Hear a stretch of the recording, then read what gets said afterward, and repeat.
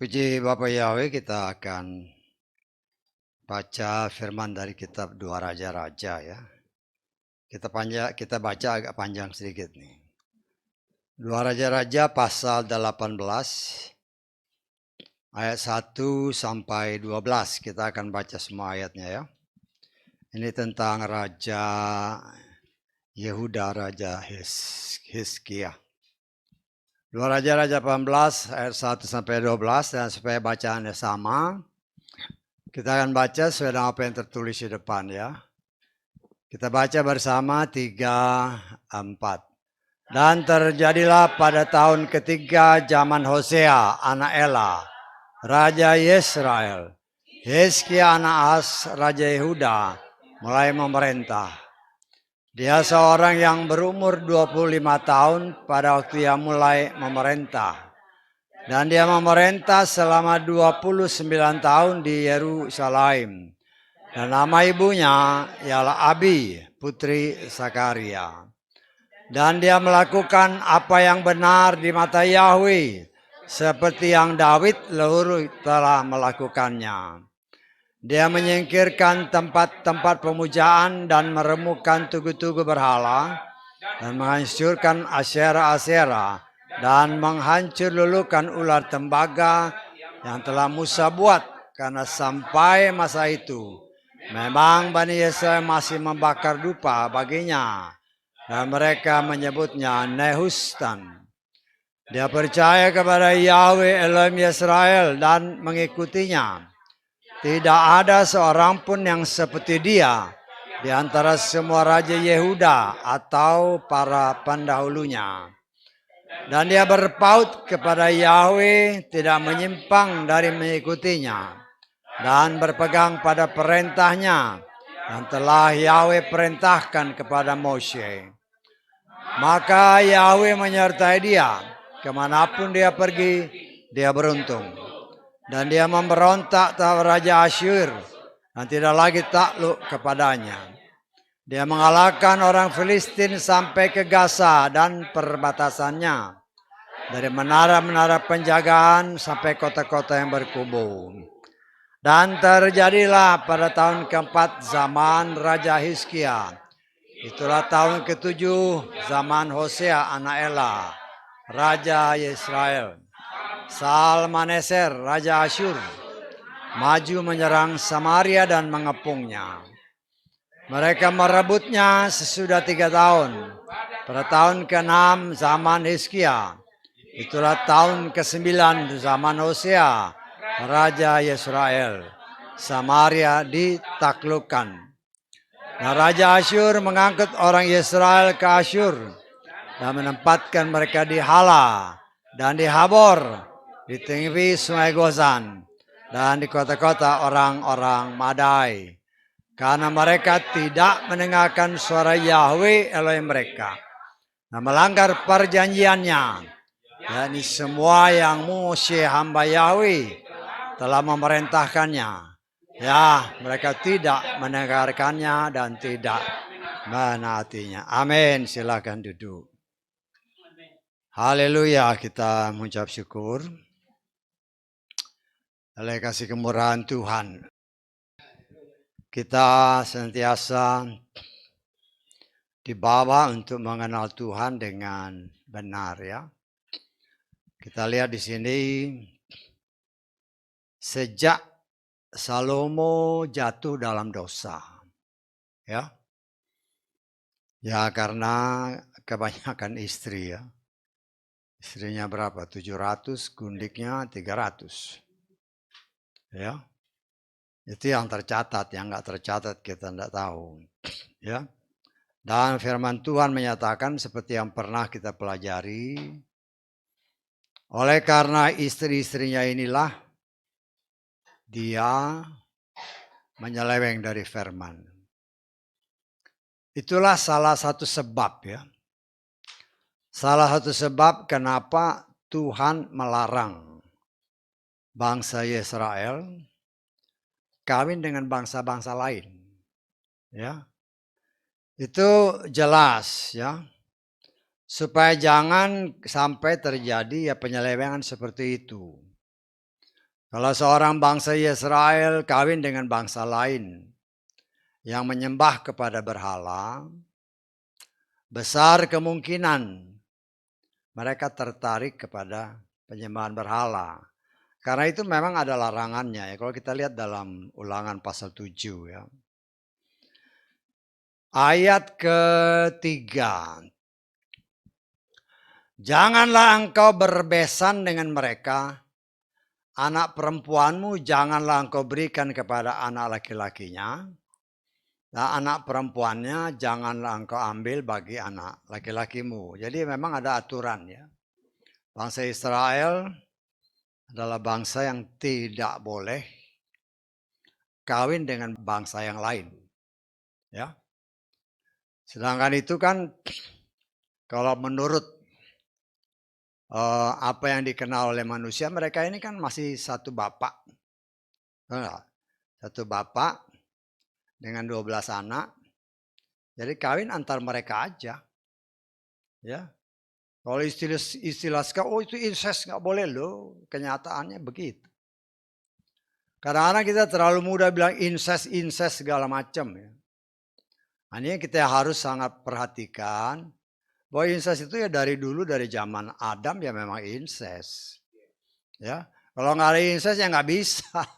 Karena jelas firman Tuhan bilang dari satu orang timbullah semua sampai saat ini. Tetapi yang kita lihat di sini, memang Tuhan tidak menghendaki bangsa Israel itu campur baur.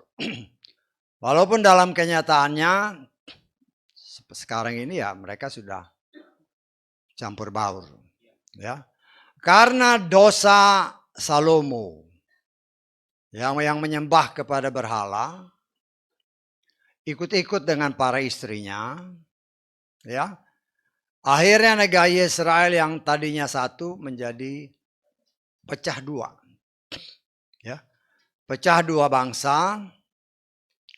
Dan itu kalau nanti saudara baca di dalam kitab 1 Raja-Raja berapa? Pasal 12 ya. Pecahlah menjadi dua. Kerajaan Yehuda, kerajaan Israel. Ya. Yang kalau saudara mungkin lihat suka lihat di apalagi sekarang ini kan. Oh, 10 suku bangsa Israel kembali ke Israel. Ya, suka baca itu ya di media-media kan. Nah, itu memang tertulis ya. Ada setelah dosa terjadi, Tuhan memecahkan bangsa ini menjadi dua bangsa. Satu yang disebut kerajaan Yehuda, yang tadi kita baca, salah satu rajanya adalah Hizkia. Yang satu kerajaan Israel. Kerajaan Yehuda itu terdiri dari dua suku yang besar. Ya. Yaitu suku Yehuda sendiri dan suku Benyamin. Kita lihat 1 Raja-Raja 12. Ayat ke 21. Ya saudara harus belajar juga ya. Saya pikir ya ada bagusnya kita ngerti supaya ngerti ada bangsa Yehuda. Kan salah di buku ini kan ada kerajaan di kitab suci kita. Kerajaan Yehuda, kerajaan Israel. Rehabeam kembali ke Yerusalem. Rehabeam ini anaknya Salomo. Ya. Dan Rehabeam kembali ke Yerusalem dan mengumpulkan seluruh kaum Yehuda dan suku Benyamin. Jadi Rehabeam ini mendirikan kerajaan yang disebut kerajaan Yehuda. Dan kerajaan Yehuda ini terdiri dari dua suku.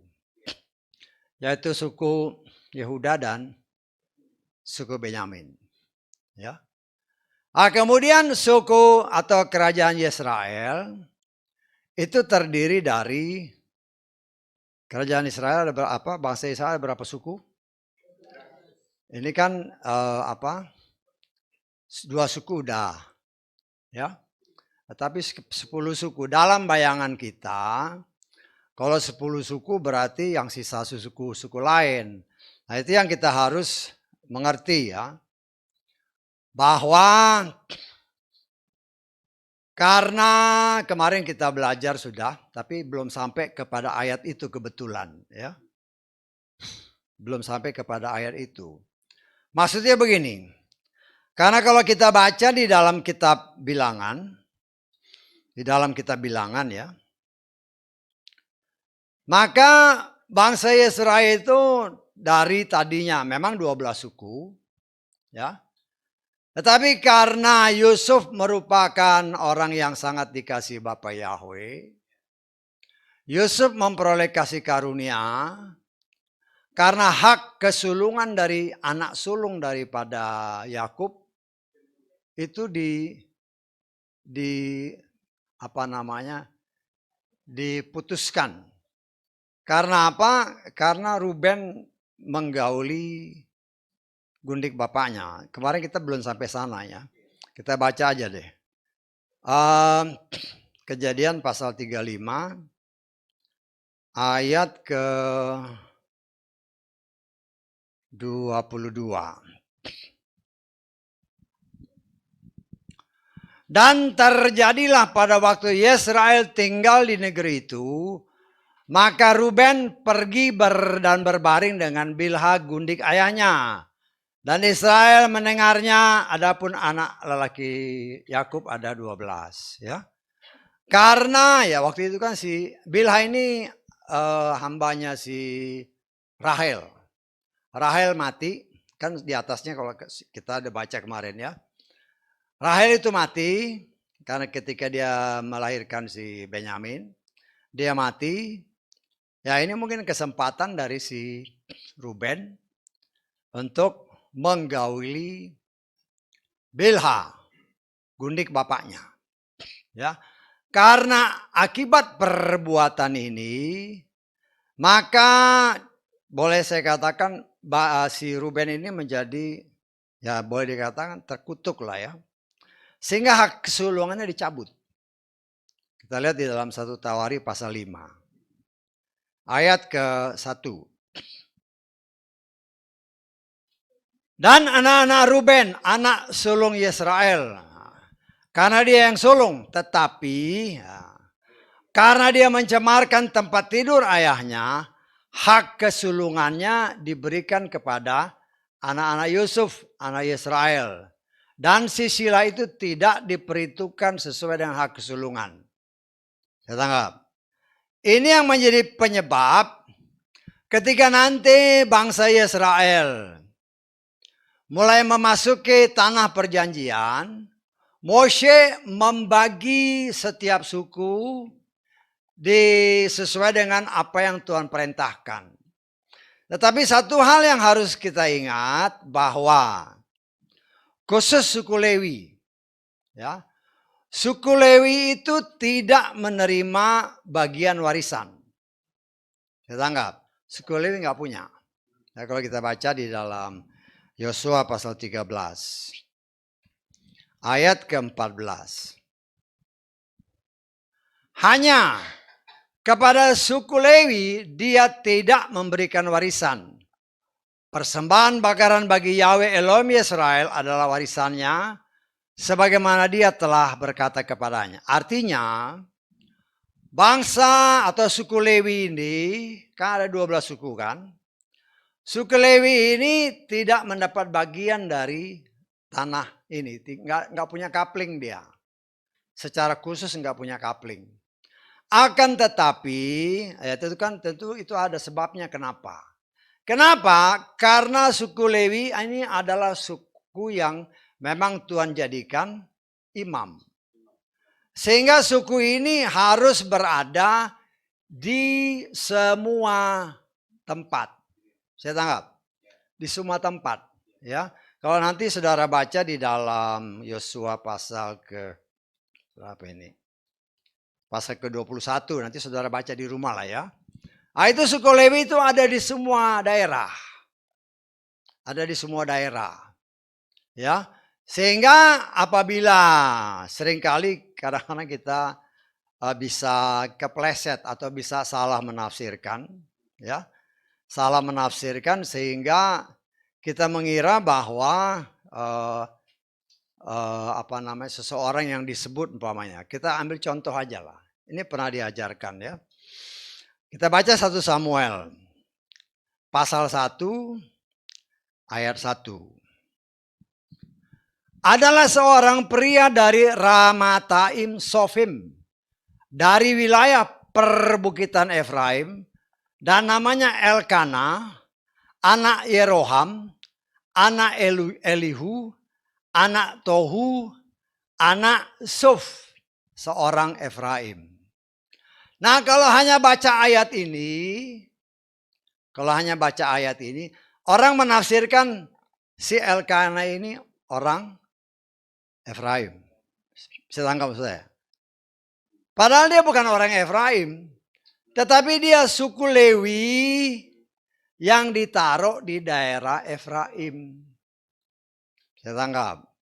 Karena si Elkana ini kan bapaknya si Samuel. Samuel ini keturunan Lewi. Ya, sebagai bukti ya, saya harus buktikan kan. Kita pernah belajar ini ya, mungkin buat mengingatkan aja lah. Ya mudah-mudahan saudara masih ingat ya. Supaya kita jangan salah. Karena hampir semua kalau saya lihat para nabi-nabi semua itu orang Lewi semua. Ya nabi, ya imam itu orang Lewi, ya. Jadi kita harus lihat di sini termasuk si Samuel ini. Kita lihat di dalam 1 Tawarikh pasal 6. 1 Tawarikh pasal ini hanya untuk membuktikan ya bahwa Samuel itu kan anak Elkana. Kalau nanti saudara baca di 1 Samuel tadi, Samuel itu anaknya Elkana, ya. Untuk membuktikan bahwa Elkana, bapaknya si Samuel, termasuk Samuel itu orang Lewi, bukan orang Efraim. Tetapi dia tinggal di Efraim karena orang Lewi berdasarkan di dalam Yosua tadi, Yosua pasal 21 tadi, orang Lewi itu ditaruh di setiap suku. Karena mereka harus jadi imam. Ya. Kita lihat di dalam 1 Tawarikh pasal 6 ayat ke-33 dan ke-34. Ini daftar, kalau saudara baca judulnya aja itu di 1 Tawarikh pasal keturunan Lewi ya. Jadi semua ini keturunan Lewi. Ya. Saudara ini keturunan Lewi. Inilah orang-orang yang berdiri dan anak-anaknya dari anak-anak Kehat, Heman si penyanyi, anak Yoel, anak Samuel, anak Elkana. Jadi Elkana itu punya anak namanya Samuel. Samuel punya anak namanya Yoel. Jadi jangan kadang-kadang kalau saudara nggak perhatikan kebalik-balik itu bingung. Tapi ini saya harus menyatakan ini untuk memperlihatkan bahwa orang Lewi itu tidak punya tanah. Tetapi mereka tinggal di seluruh tempat, seluruh suku yang lain. 11 suku yang lain. Tetapi karena perbuatan si Hulung tadi, si Ruben, ya, maka Yusuf itu mempunyai hak kesulungan. Hak kesulungan Ruben itu diambil atau diberikan Bapa Yahweh kepada si Yusuf. Sehingga kedua anaknya itu dapat kapling tanah. Saya tangkap, bisa dapat kapling tanah. Jadi yang kalau tadinya kan 12 suku. Pikiran biasa lah. Kalau 12 suku, 2 suku ini Yehuda sama Benyamin sudah masuk jadi kerajaan Yehuda. Ya. Di dalam bayangan kita kalau dia kerajaan Israel, 10 suku yang lain termasuk Lewi. Tidak. Lewi itu di semua suku ada. Kita melihat di sini, ya. Saya kan harus kasih tunjuk supaya saudara bisa ngerti. Ya, kita lihat di dalam kitab Bilangan. Kalau kita baca ya, Bilangan pasal 1. Ya. Tapi ini harus saya lengkap-lengkap mengingat waktunya kalau saya baca kan panjang ya. Hanya untuk kasih tahu bahwa si Lewi itu nggak dapat apa? Nggak dapat warisan. Tetapi tempatnya Lewi karena dia harus tetap 12. Tempatnya itu karena Lewi diambil, karena Lewi kan nyebar. Ya kalau dia Lewi menyebar kan berarti tinggal 11 suku. Ternyata tetap 12. Karena dari Yusuf itu diambil dua-duanya. Ya, diambil dua-duanya. Kita melihat di dalam satu apa tadi? Bilangan pasal 1. Saya lengkap ya. Ayat 20. Ayat 20. Hanya untuk melihat aja nih. Keturunan Ruben, 1. Keturunan Ruben. Kedua, ayat 22. Keturunan Simeon, 2. Ya. Ketiga, ayat 24. Keturunan Gad. Ya. Terus keempat, ayat 26. Keturunan Yehuda, 4 ya. 5, ayat 28. Keturunan Isakar, ya. Kemudian ayat 30. Keturunan Zebulon, 6. Nah, di sini ya. Ketujuh, kita lihat ayat 32. Keturunan Yusuf dari Efraim. Dari Efraim. Itu ketujuh. Terus ke-8. Keturunan Manasye. Jadi Yusuf itu, kalau dibilang Yusuf berarti yang diambil Efraim, anak bungsunya. Tapi di Yusuf itu kan punya 2 anak, satu Efraim, satu Manasye. Nah ini yang ke-8 ya. Terus kemudian ke-30 ayat yang ke-9, ayat ke berapa nih? 36. Keturunan Benyamin. Itu ke-8, ke-9 ya. Kemudian ayat 38. Keturunan Dan. Itu ke-10 ya. Kemudian ayat 40. Keturunan Asher. Itu ke-11. Terus ayat 42. Keturunan Naftali. Saya tangkap. Jadi tetap 12 suku. Tetapi itu tidak termasuk suku Lewi. Karena suku Lewi harus mengisi semua lokasi. Ya, kan dia ada 12 suku, kalau Lewi nggak ada kan berarti 11 suku. Ini di 11 suku ini Lewi semua. Nah, karena Tuhan menetapkan harus ada 12 dan Yusuf itu dipandang orang yang sangat dikasihi Bapa Yahweh. Dan karena Ruben telah mencemari tempat tidur bapaknya, ya, hak kesulungan Ruben dicabut, ya, sehingga Yusuf menggantikan hak kesulungannya, sehingga dia mendapat suatu privilege, suatu keuntungan lah, ya. Dua-dua anaknya si Manasye sama Efraim mendapatkan jatah tanah yang Tuhan bagikan kepada bangsa Israel. Ya, nah, di sini kita melihat, jadi yang namanya kerajaan Yehuda itu hanya 2 suku, suku Yehuda dan suku Benyamin. Yang namanya bangsa Israel itulah 10 suku yang sisa. Kalau kita baca tadi dari kitab Bilangan pasal 1, ya. Kemudian di sini kita melihat kasih kemurahan Tuhan. Ya. Pecah menjadi 2 negara. Bangsa Israel yang tadinya 1 karena dosa Salomo. Ya, kita sudah belajar tentang Salomo. Ya. Orang yang sudah ngomong sama Bapa Yahweh langsung. Orang yang diberikan hikmat yang luar biasa oleh Bapa Yahweh. Bahkan dikatakan oleh firman Tuhan, tidak ada yang seperti engkau. Sebelum engkau dan sesudah engkau. Dalam hal-hal tertentu. Ya. Orang yang seperti itu, karena melimpah semuanya, akhirnya juga bisa jatuh karena kedagingan.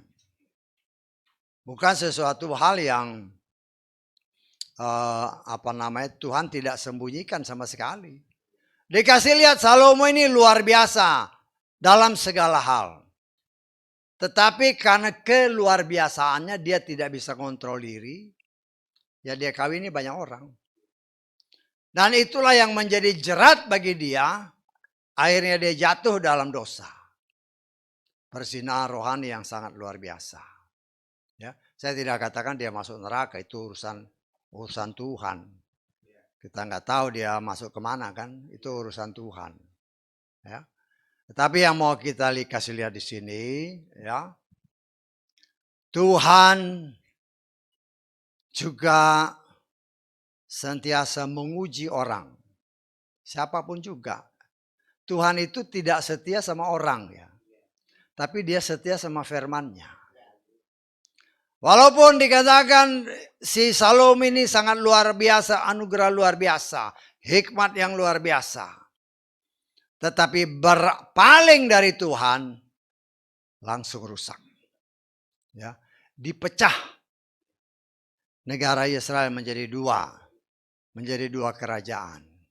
Ya, yang satu kerajaan Yehuda yang kita kenal dengan dua suku tadi, suku Yehuda dan suku Benyamin. Dan ibu kota kerajaan Yehuda ini memang Yerusalem.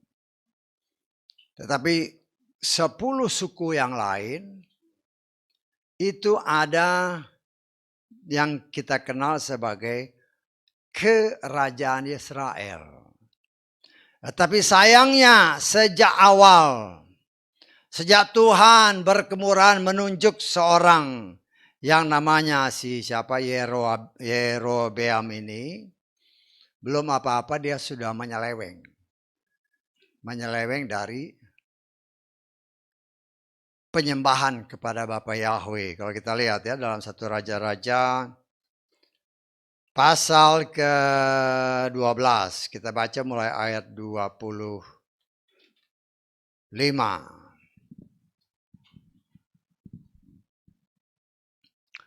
Yerobeam membangun Sikem di pegunungan Efraim dan tinggal di situ, lalu pergi dari sana dan membangun Penuel.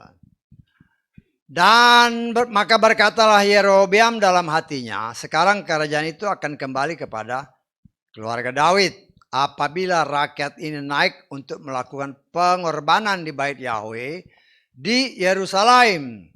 Maka hati rakyat ini akan berbalik lagi kepada tuannya, yaitu Rehabeam, Raja Yehuda. Maka mereka akan membunuh aku dan akan kembali kepada Rehabeam, Raja Yehuda. Perhatikan ya. Lalu raja menerima nasihat dan membuat 2 patung anak lembu emas. Ini yang menjadi jerat ya. Dan dia berkata kepada mereka, sudah cukup lamanya kamu pergi ke Yerusalem. Lihatlah ilah-ilahmu, hai Yerusalem, hai Israel, yang telah menuntun engkau keluar dari tanah Mesir. Dan dia menempatkan yang satu di Betel dan yang lain di Dan. Ya, dia bikin lembu. Dia bilang ini yang mengeluarkan kamu dari tanah Mesir. Ini yang menyesatkan. Satu ditaruh di Betel, yang satu taruh di Dan. Dan kita tahu setelah kita pelajari lebih dalam, Dan ini pada akhirnya suku Dan ya. Ya, suku Dan ini pada akhirnya kalau kita lihat di dalam Wahyu pasal 7 itu namanya nggak ada. Namanya nggak ada di dalam daftar keturunan orang-orang yang dipilih Tuhan. Ya, kalau saudara baca di dalam Wahyu pasal, nanti baca di rumah aja. Ya, baca di rumah, itu tempatnya diganti dengan suku Manasye. Atau kita baca lah ya. Kita baca ayat keempat Wahyu pasal 7.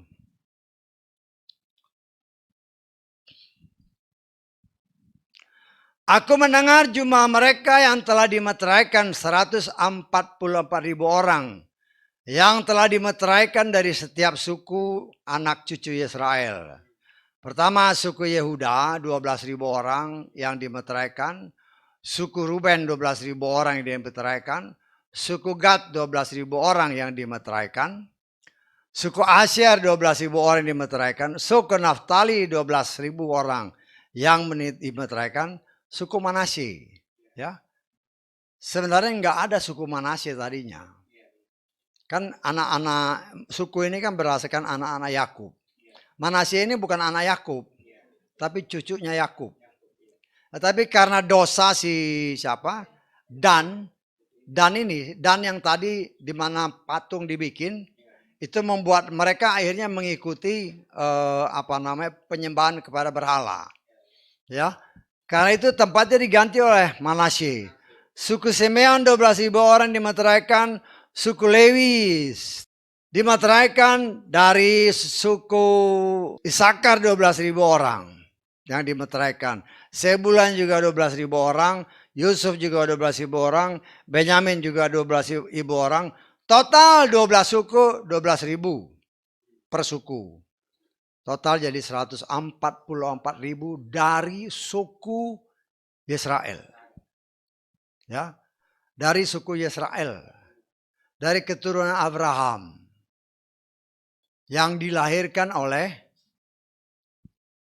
para istri. Ya, para istri dari Abraham, lahirlah Ishak. Ishak lahirlah Yakub. Yakub lahirlah 12 suku. Saya tangkap, ya 12 suku. Jadi tidak ada dari Hagar nggak ada. Dari Hagar, dari keturunan tidak ada. Karena firman Tuhan menyatakan yang disebut orang Israel itu adalah yang berasal dari keturunan Sarai, ya. Dari keturunan Sarai, jadi bukan dari keturunan yang lain. Jadi kita harus sangat berhati-hati. Memang Tuhan menghendaki atau merencanakan, ya. Kita baca, ini kita lengkap-lengkap lagi ya. Roma pasal 11, mulai ayat 25 dan 26. Sebab aku tidak ingin kamu tidak mengetahui rahasia ini, saudara-saudara. Supaya kamu jangan menganggap bijaksana terhadap dirimu sendiri bahwa kekerasan hati dari sebagian Yesaya telah terjadi sampai pada pengenapan bangsa-bangsa lain tiba. Dan dengan demikian seluruh Israel akan diselamatkan. Setelah bilangan pilihan Tuhan di luar Israel genap, termasuk saudara dan saya, jumlahnya genap, baru Roh Kudus berpaling kembali kepada bangsa Israel. Karena itu dikatakan pada waktu Tuhan, ya, Bapa Yahweh akan memberikan roh yang baru, jiwa yang baru, dan menulis Torahnya dalam hati sanubari mereka. Tetapi ingat, yang disebut Israel ini, nah itu yang harus kita lihat. Karena ada tertulis, kita lihat di dalam Roma pasal ke-9 ayat ke-6. Namun demikian bukan berarti bahwa firman Elohim telah gagal. Perhatikan ayat ini. Sebab tidak semua yang berasal dari Israel itu Israel. Karena tidak semua anak adalah keturunan Abraham. Tetapi apa? Melalui Yitzhak akan disebut keturunan bagimu. Jadi yang namanya 12, yang keturunan Abraham itu yang disebut orang Israel hanya dari Sarai. Bukan dari Hagar ataupun Keturah. Nah, ini kan kata firman, bukan kata saya. Nah, di sini kita harus sangat berhati-hati bahwa apa yang ditulis itu adalah sesuatu yang pasti terjadi. Dan kita melihat dari apa yang tadi kita baca dari dua kerajaan tadi. Ya, kerajaan Yehuda dan kerajaan Israel. Ya. Dari ayat-ayat terakhir yang kita baca, bangsa Israel ini memang sejak awalnya ketika dia diperintah oleh yang namanya Rehabeam, mirip-mirip namanya. Nah, kalau anaknya Salomo namanya Rehabeam.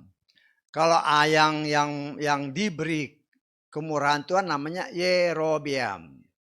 Rehabeam sama Yerobeam. Yerobeam ini yang diberi kepercayaan 10 suku, tetapi karena dia merasa pada waktu itu bangsa Israel kalau memberi korban persembahan harus pergi ke Yerusalem. Karena di Yerusalem itu adalah bait Tuhan.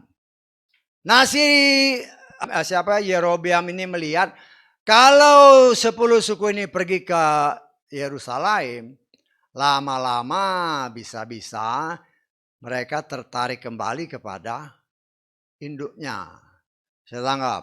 Karena itu dia bikin berdasarkan nasihat-nasihat dari orang sekelilingnya, seperti apa yang tadi kita baca, dia bikinlah patung lembu. Kemudian dia beritakan kepada rakyatnya, 10 suku ini, inilah ilahmu yang membawa engkau keluar dari tanah Mesir. Saya tangkap. Ya, di sini kita lihat patung lembu itu satu ditaruh di Betel, di rumah Tuhan, satu ditaruh di Dan, ya. Dan sudah pernah waktu beberapa minggu lalu kan pernah Dan, Daniel, Elohim adalah hakim. Dan ini harusnya jadi hakim. Tetapi kita melihat, ya, justru dia terpaut kepada berhala.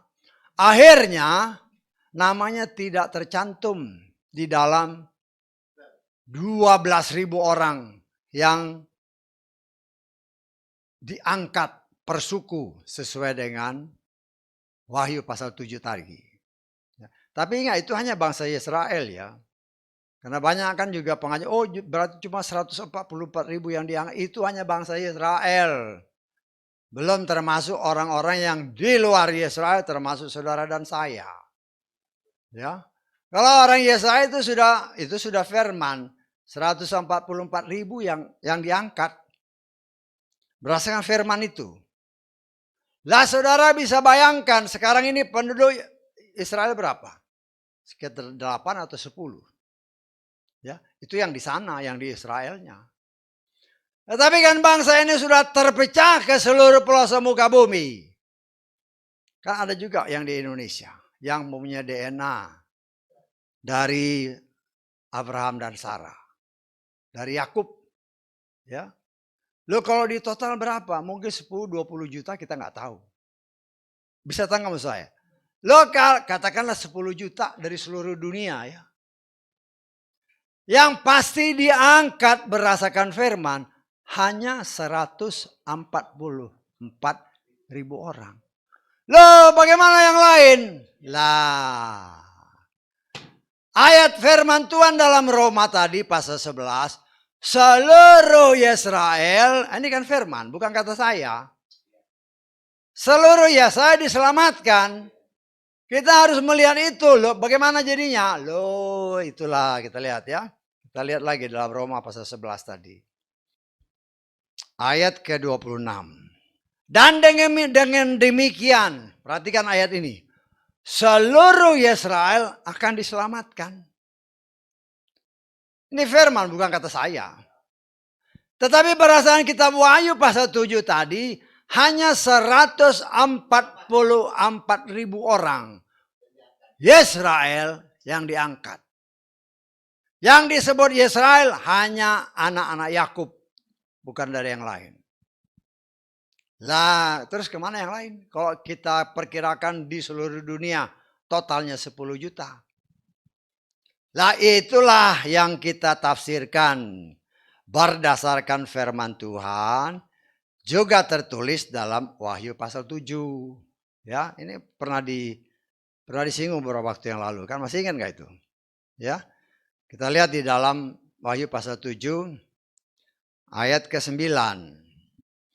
Sesudah hal ini aku melihat dan lihatlah suatu rumah orang banyak yang tidak seorang pun dapat menghitungnya. Berasal dari setiap bangsa, perhatikan setiap bangsa. Kalau setiap bangsa kita menafsirkan di situ juga ada orang Israel. Setanggap? Kita bisa nafsirkan kan? Setiap bangsa, suku, kaum, bahasa berdiri di hadapan tahta dan di hadapan domba. Dengan mengenakan jubah panjang putih dan ranting-ranting palem di tangan mereka. Sambil berteriak dengan suara nyaring berkata keselamatan bagi dia yang duduk di atas tahta. Yaitu Elohim kita dan bagi anak domba. Semua mereka berisikan tahta dan para tua-tua keempat makhluk hidup itu. Dan mereka tersungkur dengan wajah di hadapan tahta itu dan menyembah Elohim. Seraya berkata amin berkat kemuliaan hikmat dan ucapan syukur. Hormat dan kuasa kekuatan bagi Elohim kita untuk selamanya. Perhatikan ayat selanjutnya. Seorang dari tua-tua itu menjawab seraya berkata kepadaku, mereka ini yang tadi itu, yang mengenakan jubah putih, siapa mereka? Siapa? Lah itu yang saya sebagai pelayan Tuhan menafsirkan. Kan saya pernah katakan, ajarkan kepada, menurut tafsiran saya ada dua macam keselamatan. Yang satu yang diraibkan Tuhan, sebagaimana 144.000 orang Israel, nggak termasuk di luar Israel. Ya. Tetapi yang tidak diangkat, berdasarkan firman ini, ya kalau kita lihat tadi, kita lihat di dalam ayat selanjutnya coba. Siapakah mereka dan dari manakah mereka? Aku berkata kepada Tuhan, engkau sudah tahu, dan dia berkata, ini perhatikan. Mereka ini adalah orang-orang yang keluar dari kesukaran besar. Saya tanggap. Artinya mereka ini yang memang Tuhan tetapkan juga untuk diselamatkan, tetapi tidak diangkat. Tetapi mereka harus mengalami proses pemurnian terakhir, sebagaimana yang dikisahkan di dalam kitab Daniel. Di mana di dalam kitab Daniel ketika orang teman Daniel tidak menyembah kepada patungnya si Nebukadnezar, mereka dimasukkan ke dalam api yang 7 kali lipat panasnya. Itulah yang saya gambarkan, saya tafsirkan. Kenapa 3 orang? Itulah yang saya tafsirkan, 3 orang ini melambangkan seluruh manusia sebagaimana tertulis. Itu berasal dari 3 orang anak Nuh. Si Sem, si Yafet, dan si Ham. 3 orang. Ya. 3 orang ini yang tidak diangkat. Atau 3 orang ini melambangkan orang-orang yang di luar orang yang diangkat itu. Tetapi mereka Tuhan punya rencanakan untuk diselamatkan. Karena firman Tuhan tadi katakan, banyak orang tidak bisa dihitung jumlahnya. Artinya banyak sekali. Tapi karena dianggap, atau Tuhan anggap. Saya pernah ngajarkan kepada saudara. Kita tuh tidak tahu standarnya Tuhan itu untuk diangkat standarnya apa. Nggak tahu kita. Standar iman untuk bisa diangkat kita nggak tahu. Mengerti maksud saya? Ya. Yang tahu itu hanya Tuhan. Kita hanya berusaha dengan sekuat tenaga melakukan apa yang diperintahkan agar iman, level iman kita ini mencapai di atas standar yang ditentukan untuk bisa diangkat. Tetapi kalau di bawah standar yang Tuhan tentukan, yang hanya Tuhan tahu, kalau itu di bawah, tetapi Tuhan sudah menentukan, karena ada 2, yang ditentukan untuk diselamatkan, yang ditentukan untuk dibinasakan. Kalau orang yang di bawah standar iman ini, karena dia tidak diangkat karena di bawah standar, tetapi Tuhan sudah tetapkan dia untuk diselamatkan, maka dia akan mengalami proses seperti 3 orang Daniel tadi. Mengalami kesukaran besar. Saya tanggap.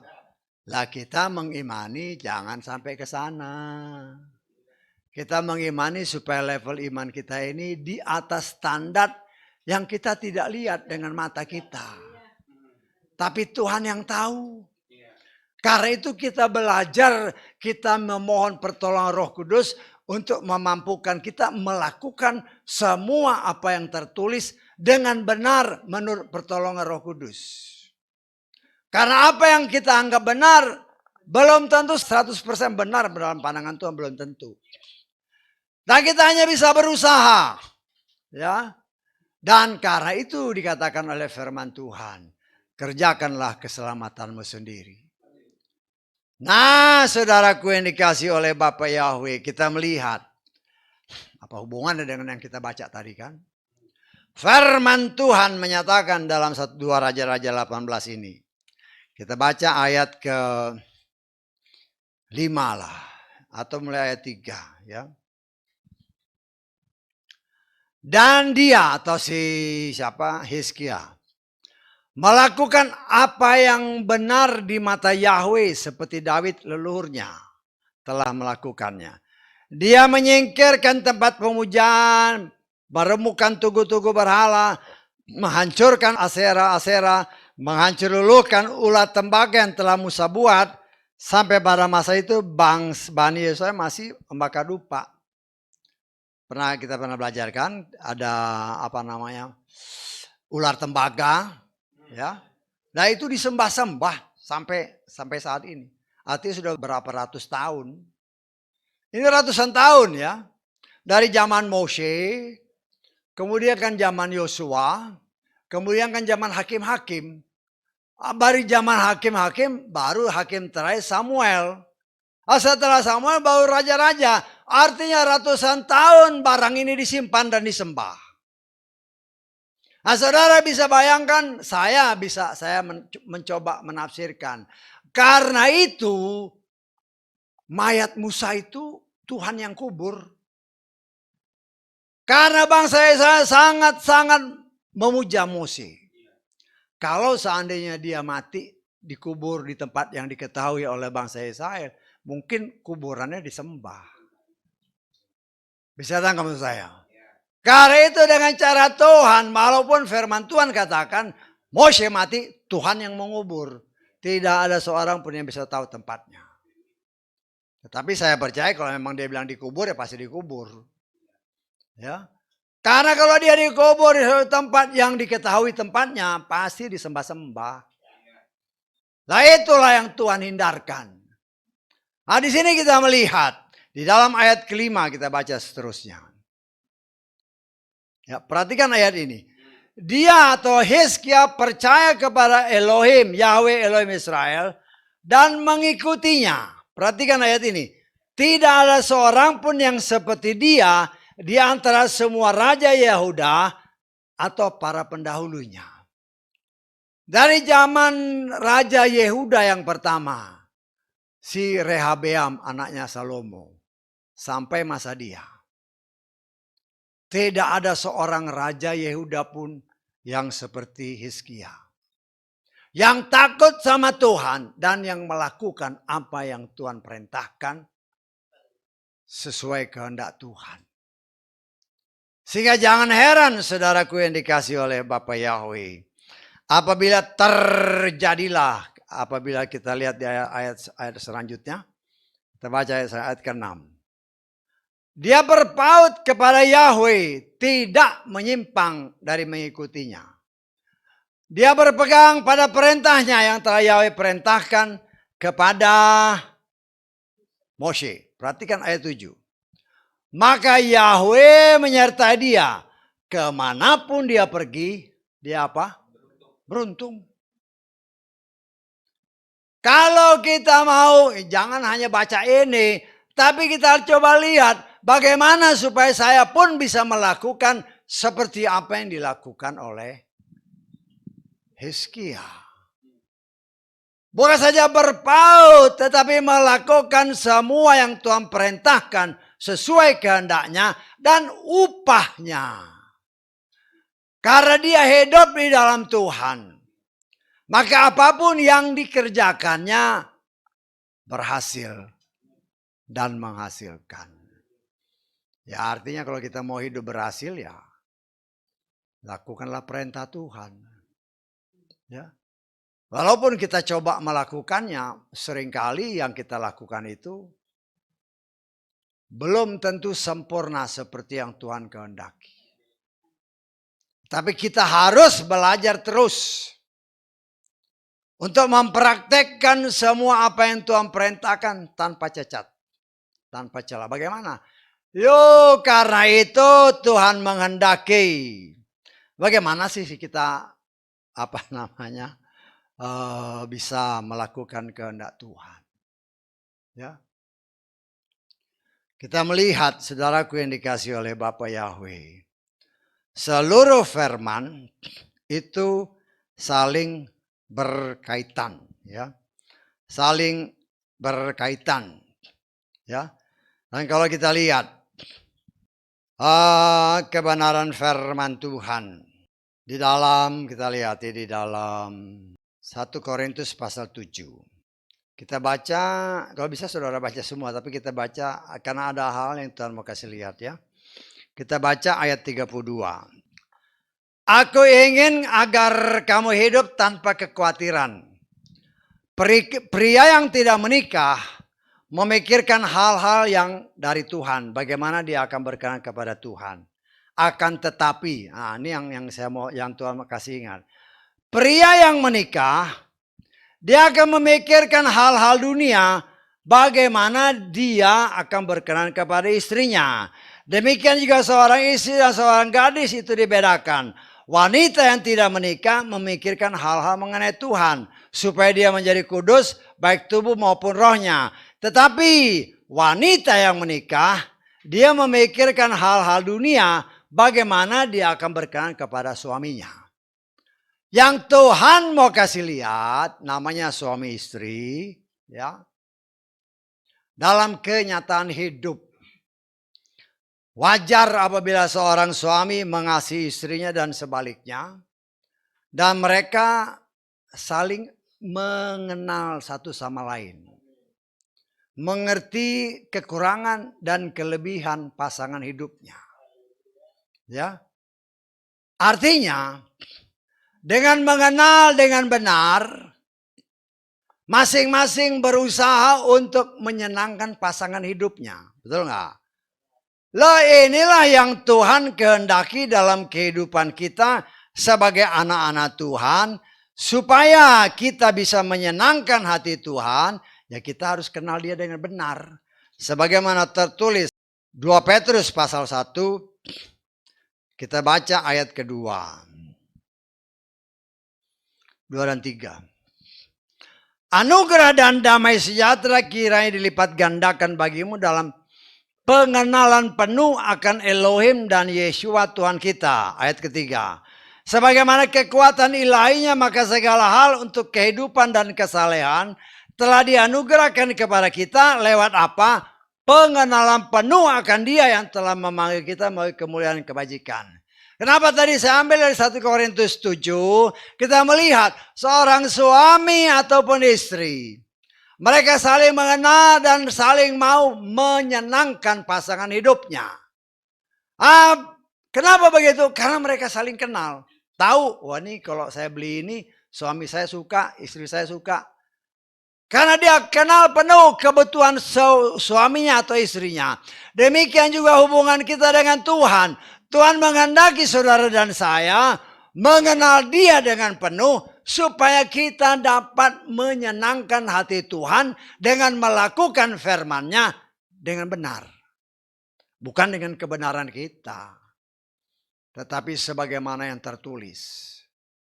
Kita tidak akan pernah menyeleweng. Tetapi yang sering kali terjadi, karena kita tidak mengenal Dia dengan penuh, ya akhirnya mulai melenceng dari firman. Dan sayangnya ketika mulai melenceng pun kita nggak sadar kita sudah melenceng.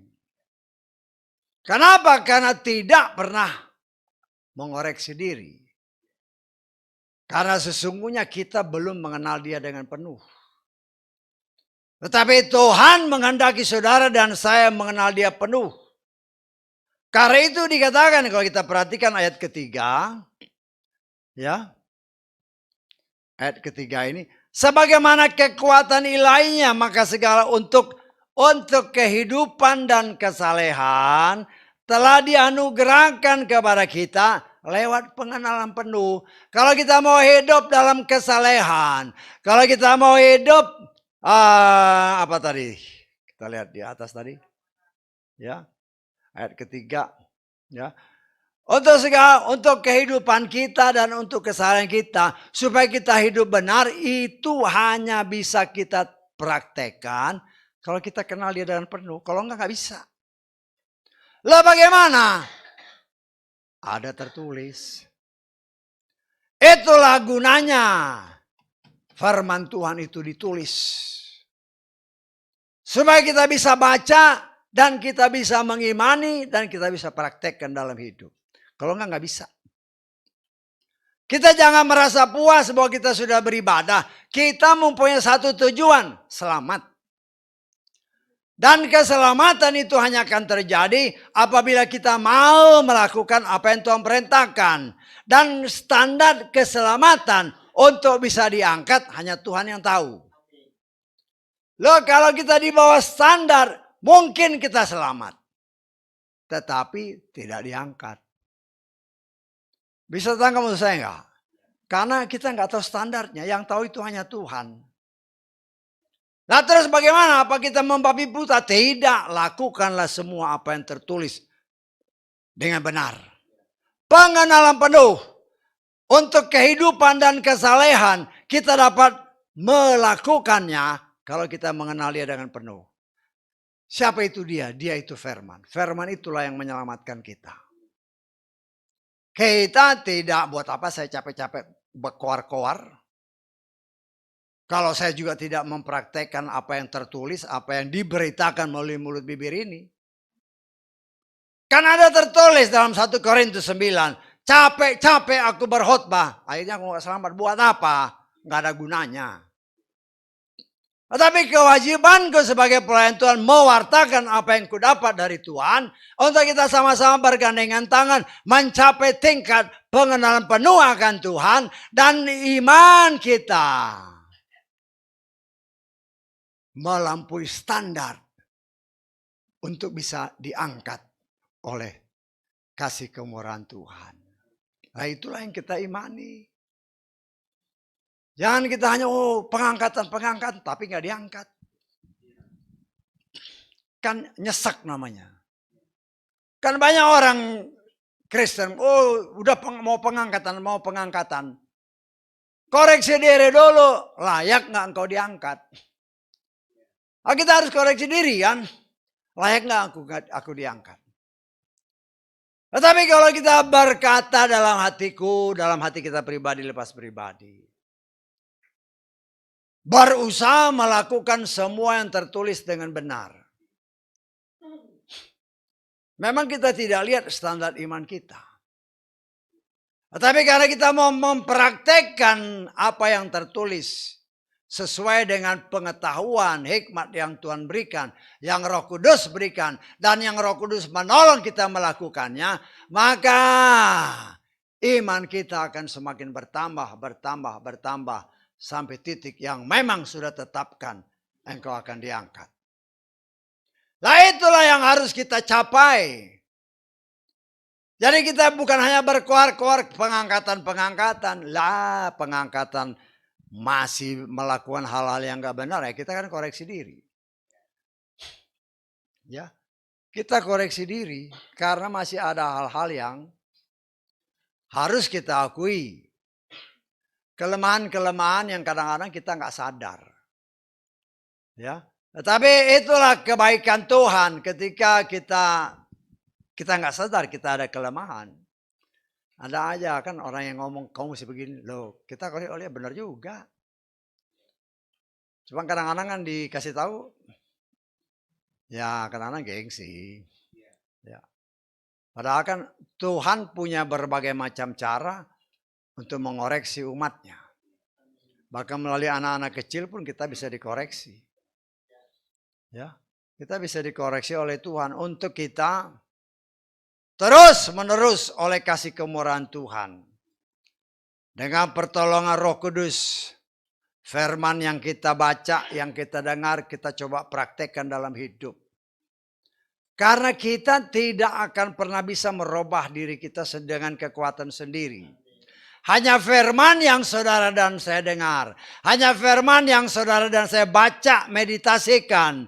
Itulah yang akan merubah kita kalau kita melakukan dengan pimpin Roh Kudus. Karena itu ada tertulis, Roh Kudus dianugerahkan kepada kita untuk apa? Untuk mengajar kita. Tanpa Roh Kudus gak bisa. Gak bisa. Tapi kan banyak orang yang, maaf kata kalau saya katakan, mengabaikan Roh Kudus. Kenapa mengabaikan Roh Kudus? Loh, pakai yang namanya talit itu. Loh, kita ngomong yang benar aja. Banyak orang yang gak mengerti bahwa talit itu sudah tidak berguna. Karena tali itu hanya untuk mengingatkan orang akan firman. Dan Tuhan tahu itu, karena itu dia berikan Roh Kudus-Nya untuk juga mengingatkan kita akan firman, dan bukan saja mengingatkan tetapi memampukan kita melakukannya. Tapi kalau kau pakai talit, ya maaf kata ya, dia nggak bisa ngajar kamu, nggak bisa. Ini barang mati kok. Tapi kalau Roh Kudus dia hidup di dalam kita. Nah, kita harus belak-belakan aja supaya orang yang ya boleh pakai itu, tapi jangan kau imani. Karena ada orang, oh saya pakai ini kelihatannya aura saya jadi naik. Lah kayak jimat aja. Loh kita ngomong belak-belakan. Karena ada orang yang pakai ini kayaknya wibawa saya jadi naik. Kayak jimat. Tanya orang yang pakai jimat. Yang punya jimat ya. Kalau pakai jimat, wish, rasanya udah yang paling hebat di dunia. Loh sama kayak gitu. Jadi pakai itu kayak pakai jimat. Jadi wibawanya naik. Lah, ditipu sama setan. Dan yang celakanya mengabaikan Roh Kudus. Karena itu jangan heran banyak orang yang seperti itu. Karena tidak ada Roh Kudus, ya nyeleweng. Sudah jelas bertentangan dengan Torah, masih diikutin juga. Segala sesuatu itu patokan yang tetap Torah. Karena Yesua pun ketika dia ada di bait suci, yang dia buka itu Torah. Dia buka itu yang diajarkan. Karena Torah itu adalah pribadinya sendiri. Dan Tuhan mengingatkan saudara dan saya. Untuk kita bisa bukan saja membaca, memeditasi, mengerti, tetapi yang terlebih penting adalah mempraktekannya. Kita bisa mengerti firman, tapi prakteknya ada enggak? Loh kau tadi kesaksian kan? Saudara perhatikan kesaksian itu. Ya. Sebagaimana yang diajarkan dalam doa Bapa kami, ya betul. Waktu mau dipraktekkan memang sulit, apalagi mengampuni orang yang dalam tanda kutip membenci kita. Tapi roh yang Bapak Yahweh tempatkan di dalam kita, dialah yang memampukan kita untuk merendahkan diri sehingga mendatangi orang yang membenci kita sekalipun. Dan reaksinya luar biasa. Ya, kita belajar. Itu semua memang belajar. Ya. Dan kita melihat Hizkia itu berbeda dari yang lain. Sehingga ketika raja-raja Asyur yang sudah menaklukkan Yesrael, mereka juga mencoba menyerang Yehuda. Menakut-nakuti Yehuda. Bahkan kalau saudara baca seterusnya ayat-ayat yang seterusnya dalam dua raja-raja tadi. Orang-orang yang dikirim untuk membaca semua yang melemahkan rakyat Yehuda. Raja Asyur mengirimkan orang-orang khusus yang fasih bahasa Ibrani supaya rakyat Yehuda bisa ngerti. Untuk membuat iman mereka down. Bahkan mengejek Tuhan yang hidup. Kirim surat kepada Hizkia ini. Merendahkan Yahweh. Apa yang dilakukan oleh si Hizkia? Dia bawa surat ini ke bait suci. Dia buka. Tuhan baca. Tuhan baca ini surat dari orang-orang Asyur. Karena dia percaya Tuhannya itu hidup. Tuhannya bisa baca apa yang dia sodorin. Dia merendahkan diri, Tuhan ini ancaman dari Raja Asyur. Yang juga merendahkan ilah-ilah yang pernah mereka taklukkan. Dan mereka menganggap bahwa itu sama dengan Tuhan yang disembah oleh Hizkia. Dan kita melihat, Tuhan melihat kerendahan hati daripada Hizkia. Saudara baca ya, saya cuma baca sedikit-sedikit. Tuhan bilang, jangan takut ya. Dia tidak akan pernah bisa memasuki tanah Yehuda ataupun benteng yang ada di Yehuda itu ibu kotanya Yerusalem. Kalau Israel ibu kotanya Samaria. Ya. Dan kita melihat ya, kita baca di dalam bagian-bagian terakhir aja, 2 Raja-Raja 19. Tapi nanti saudara baca semua ya.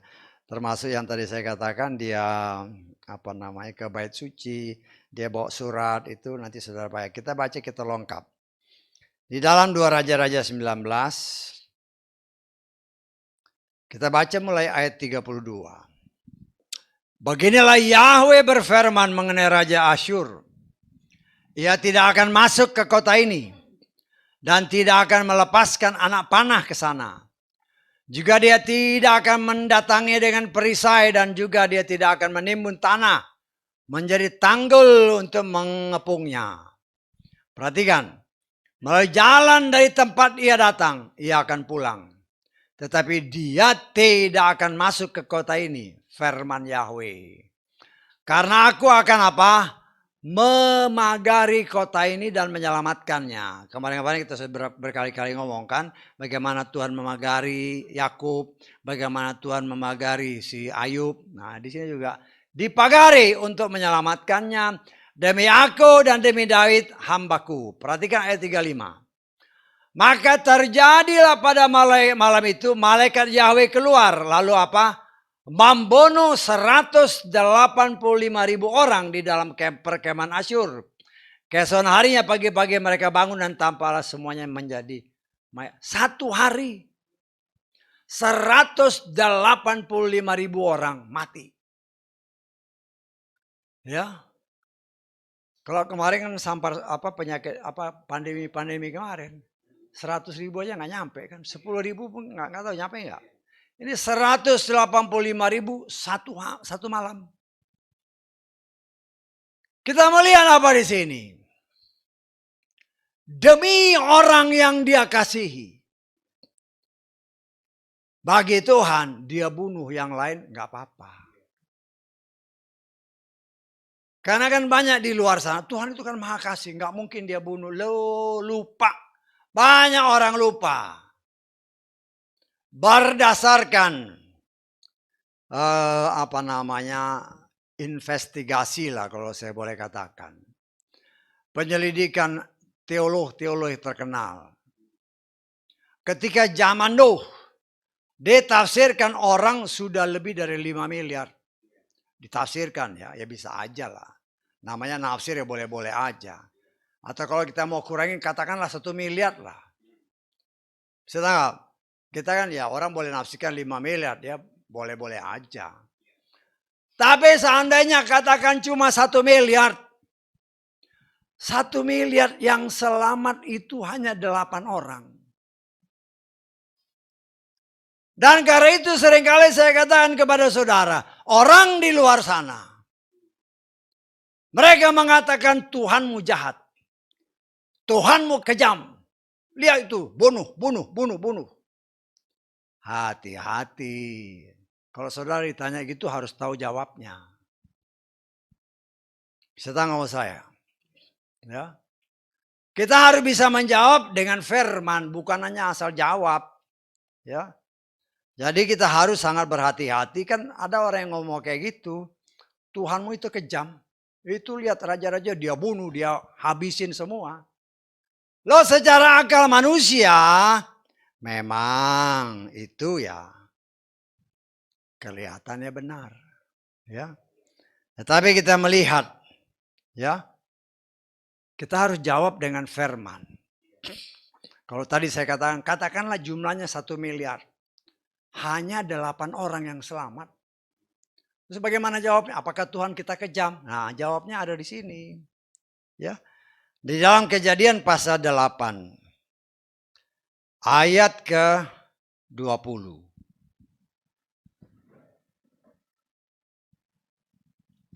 Kemudian Nuh mendirikan mesbah bagi apa? Bagi ini kuncinya.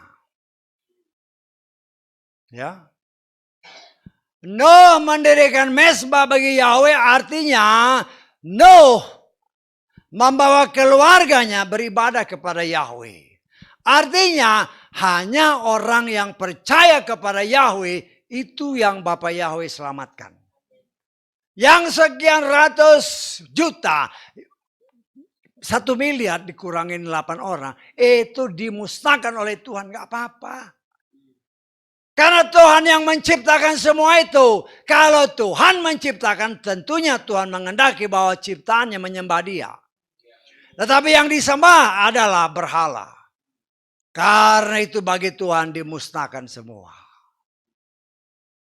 Walaupun saya menafsirkan dari 8 orang ini, sebenarnya yang hanya 1 orang yang benar-benar berkenan di hadapan Bapa Yahweh, hanya Nuh. Ya. Istri sama anak-anaknya, ya kalau saya mau katakan ya, mendapat kasih karunia oleh Tuhan. Kalau kita baca di dalam Kejadian pasal 6, ayat ke-8 mulai. Namun Nuh mendapat apa? Kemurahan di pada Yahweh. Katakan oleh firman Tuhan, Nuh itu hidup bergaul dengan Tuhan. Dia mengenal Tuhan dengan penuh, sebagaimana ayat tadi kita baca dalam 2 Petrus tadi. Mengenal penuh dengan akan Bapa Yahweh. Karena itu dia selamat. Ya, saya tidak ada ayatnya yang menyatakan istrinya benar. Tidak ada ayatnya. Ketiga orang anaknya tidak ada ayatnya benar. Bisa nggak saya? Tidak ada mantu-mantunya dikatakan benar. Tidak ada ayatnya. Hanya dikatakan Nuh orang yang benar. Karena dia benar, keluarganya intinya selamat. Ya tentu dengan kata lain Tuhan punya rencana. Melalui keluarga Nuh ini. Karena firman Tuhan sendiri menyatakan. Ya, melalui orang-orang ini, ketiga orang anak-anak ini. Lahirlah apa? Semua penduduk di muka bumi. Ya. Tapi habis itu apa kita lihat? Ya. Lahirlah anak-anak setan. Ada anak-anak setan juga di situ. Ya Nimrod lah, ya raksasa-raksasa. Dari mana? Itu harus kita pikir ya. Kan memang dalam Kejadian pasal 6 ada raksasa-raksasa. Tapi firman Tuhan jelas katakan semua binasa. Loh kok muncul lagi? Dari mana? Tuhan tidak menciptakan lagi. Tapi hanya dari ketiga orang anak Nuh ini. Terus dari mana itu orang-orang enak? Loh kita boleh menafsirkan. Berdasarkan logika juga. Di antara anak-anak ini. Entah istrinya Nuh. Kita nggak tahu. Entah mantu-mantunya Nuh, kita nggak tahu. Ada DNA si setan, DNA raksasa. Kan lahir itu Goliat kan, saudara kenal Goliat itu kan raksasa. Dari mana? Itu harus jadi pertanyaan kita. Tetapi itu hanya buat kita sebagai pengetahuan. Karena itu bukan membawa kita kepada kehidupan yang benar. Karena itu pernah ditafsirkan di tempat ini, dunia ini memang sudah campur aduk. Karena itu sekarang Tuhan sedang bekerja dengan dahsyatnya melalui firman. Diberitakan, disingkapkan semua rahasia-rahasia. Karena ada tertulis, tidak ada rahasia yang tidak dibuka. Karena itu Tuhan buka, dari mana anak-anak setan? Kan ada tertulis kan dalam 1 Yohanes pasal 3. Ada anak Tuhan, ada anak setan. Dari mana? Lah itu Tuhan buka dan kita mengucap syukur oleh kemurahan Tuhan. Tuhan buka di tempat ini. Walaupun mungkin orang di luar sana, oh sesat itu mencocok-cocokkan. Lah kalau kau tidak cocokkan dengan firman, dengan apa lagi? Tetapi kita mengucap syukur, kita belajar itu hanya untuk mengetahui. Tetapi kita pun harus hidup sebagaimana Nuh hidup. Walaupun dia hidup di tengah lingkungan yang brengsek. Tetapi supaya dia selamat, dia tetap hidup bergaul dengan Tuhan. Dan itulah yang menjadi contoh bagi kita di tengah kehidupan. Karena ada tertulis seperti zaman Nuh. Kan Yesus bilang seperti zaman Nuh.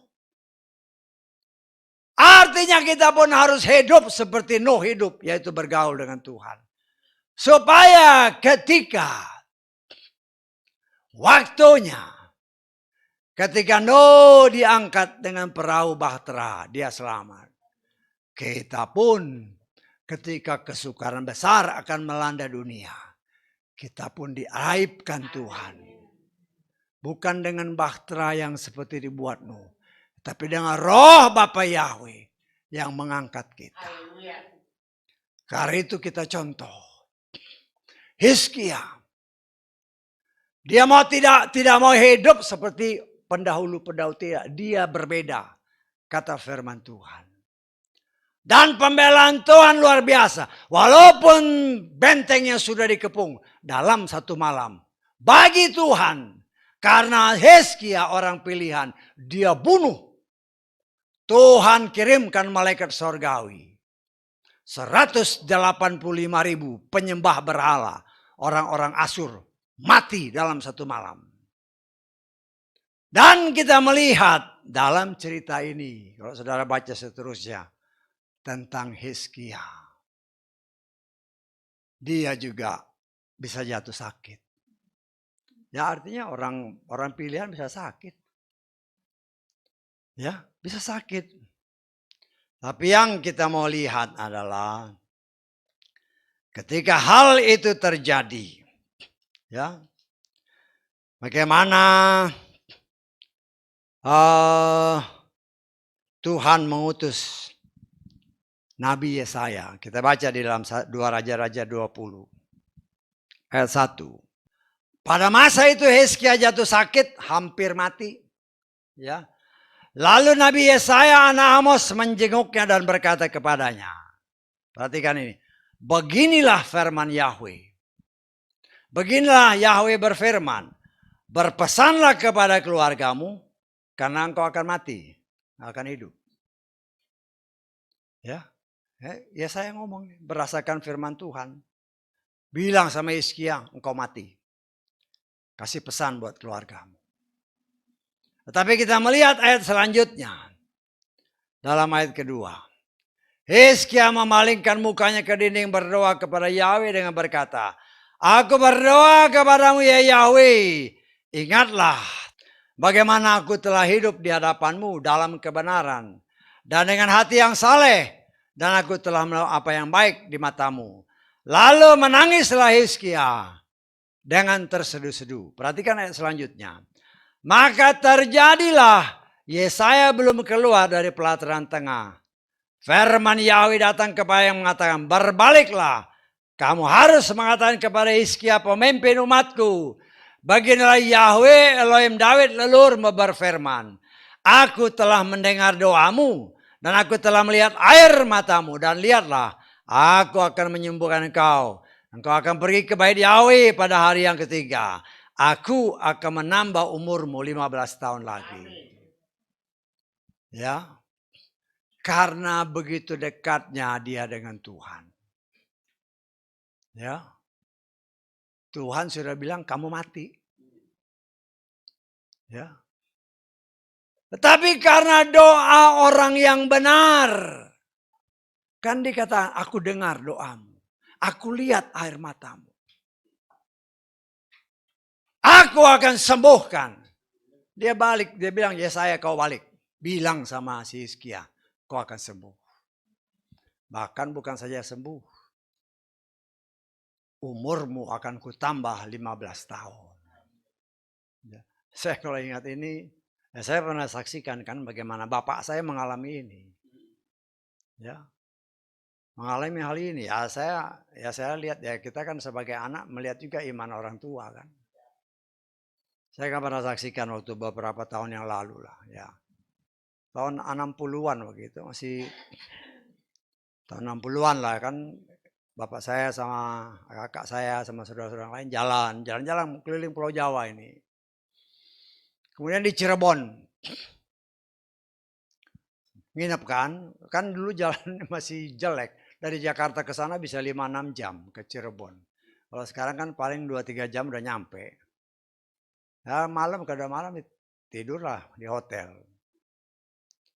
Tidur, kakak saya nggak tidur. Dia lihat bapaknya nih, ya bapak saya. Gelisah dia keluar dari hotel kan. Itu di pekarangan mundar mandir. Kakak saya ngeliatin, kenapa ini si papi? Ya. Nah paginya ditanya, Pi kenapa semalam nggak tidur? Ya. Nah terus dia ngomong, papi itu harusnya mati semalam. Dia ngomong begitu. Karena itu papi berdoa semalaman, jalan. Dan Tuhan kasih tahu, umurmu ditambah 15 tahun.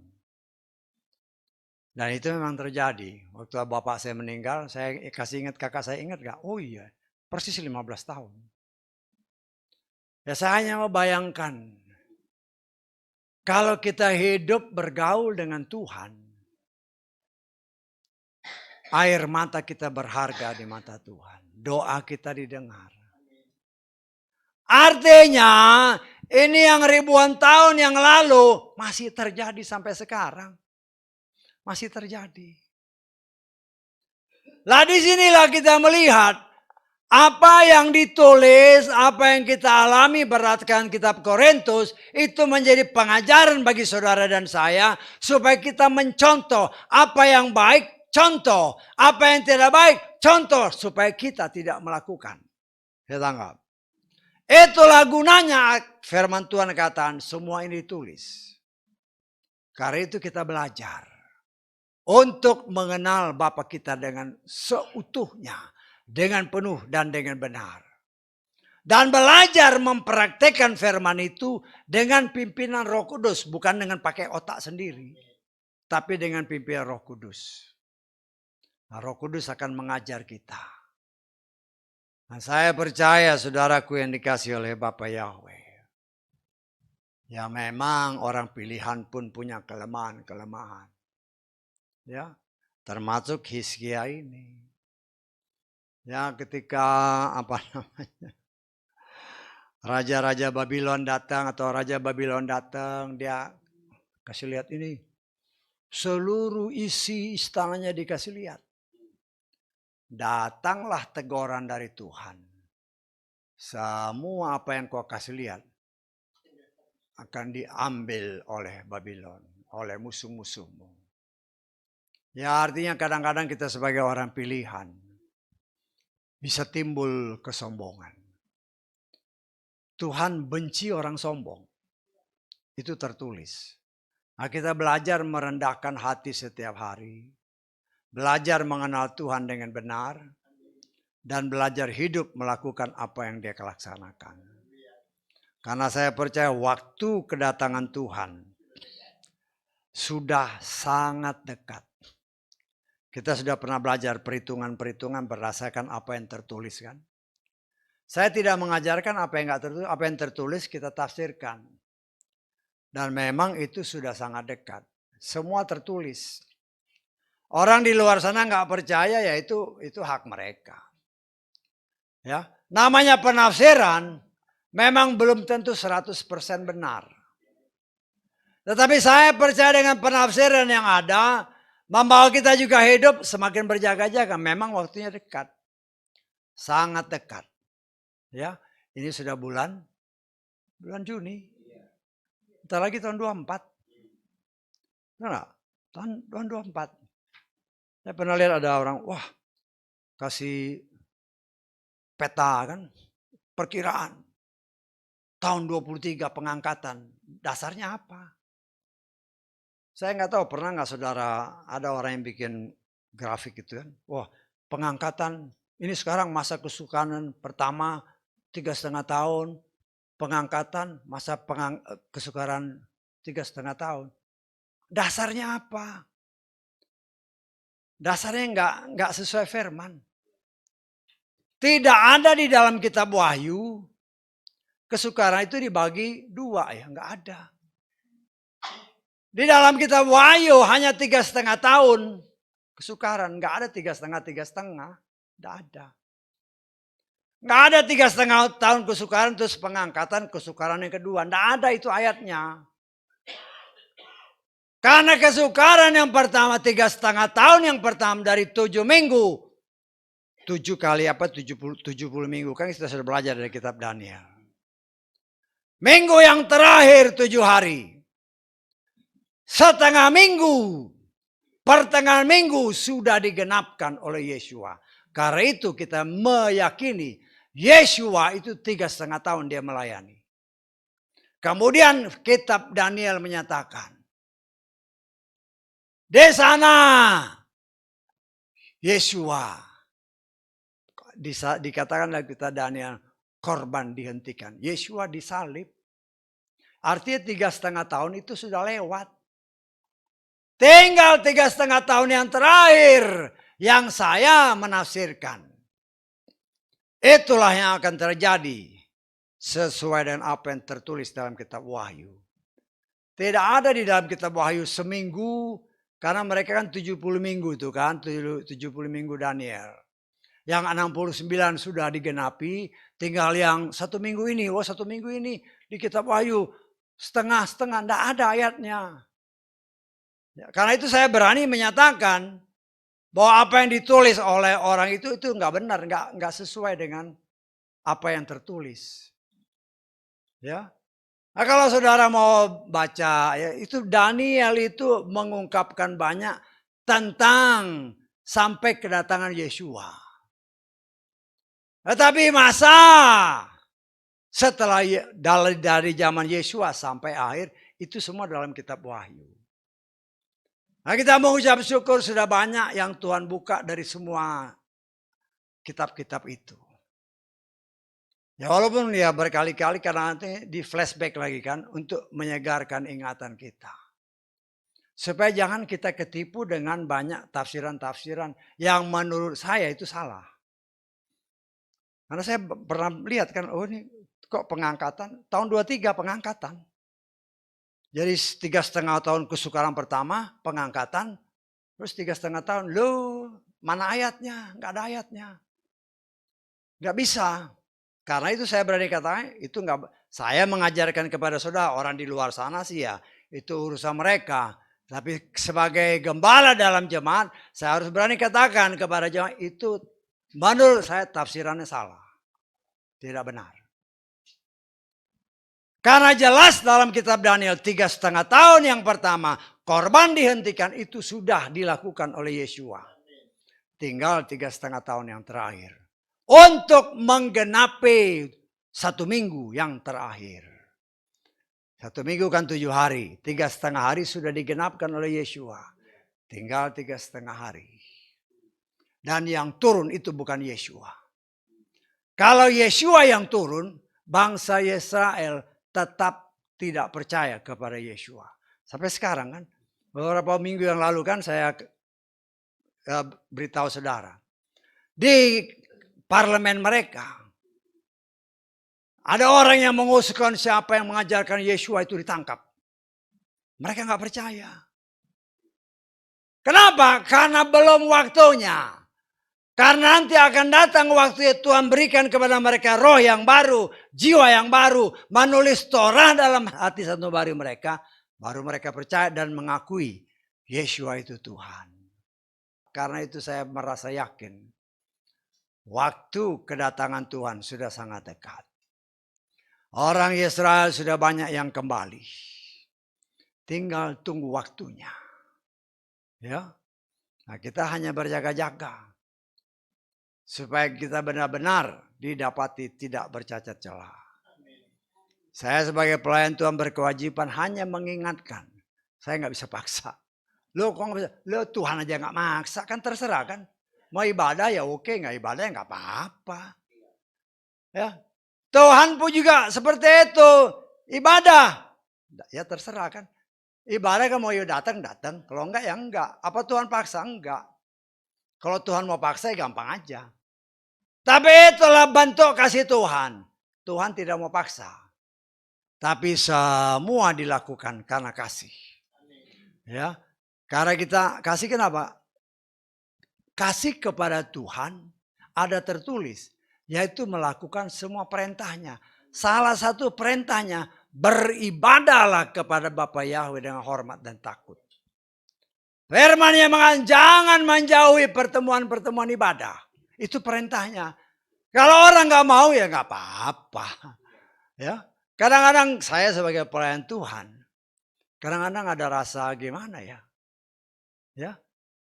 Ada yang mau, ada yang enggak. Loh, apa yang Tuhan ingatkan buat saya? Ada tertulis. Para nabi, apa banyak pengikutnya? Enggak. Banyak yang benci, iya. Enggak? Yesua, awalnya banyak pengikutnya. Kenapa? Karena mujizat. Mujizat banyak orang. Setelah dia menyampaikan kebenaran sebagaimana tertulis dalam Yohanes pasal 6 ayat 66. 6. Kita lihat aja Yohanes pasal ayat terakhir ya. Yohanes pasal 6 ayat 66. Sejak saat itu banyak dari antara murid-muridnya berpaling dari mengikutinya dan tidak lagi berjalan bersamanya. Artinya penghiburan buat saya. Yang kadang-kadang kan saya mikirkan, Tuhan ini sudah dikasih begini, dikasih begini, dikasih begini. Kok masih tidak mau mengerti? Loh Tuhan kasih lihat. Ada tertulis. Ya, bahkan Yesaya berkata, siapa yang percaya kepada pemberitaan kami? Ya. Para nabi-nabi, siapa yang percaya? Tidak ada.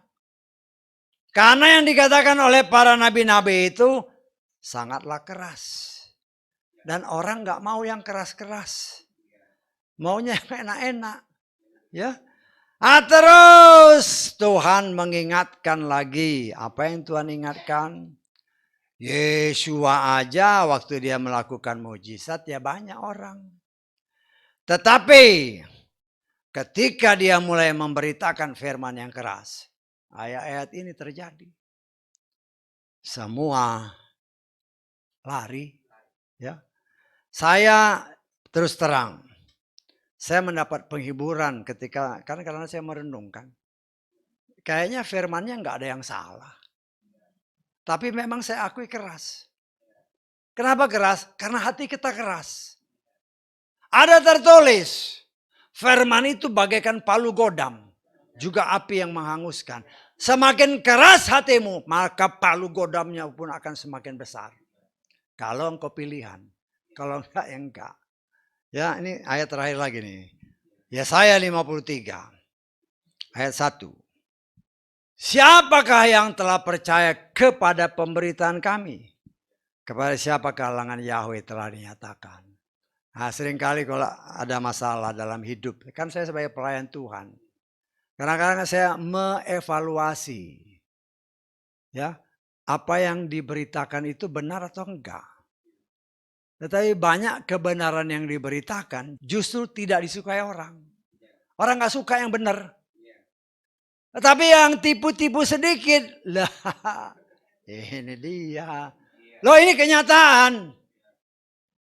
Tetapi dengan Tuhan kasih penghiburan, dia berikan ayat ini, dia berikan tentang Yesua, hatiku terhibur. Dan aku mengatakan kepada diriku sendiri. Ya, diingatkan kepada Nuh. Nuh orang yang benar. Hanya Nuh yang benar, istri anak-anaknya tanda tanya. Itu pun berlaku kepada saudara. Ya, kita berusaha membawa keluarga kita selamat. Dan keselamatan itu hanya terjadi kalau kita percaya kepada Bapa Yahweh dalam Adonai Yeshua Mashiach dan mentaati firman-Nya dengan benar. Selamat. Nah, kita mempraktekkan kepada diri kita, kalau keluarga kita mau, ya oke. Kalau nggak mau, jangan dipaksa. Karena jangan-jangan, dalam tanda kutip, kita bisa juga, ya boleh kan mengira-ngira kan. Jangan-jangan mereka dipilih memang bukan untuk diselamatkan, tapi untuk dibinasakan.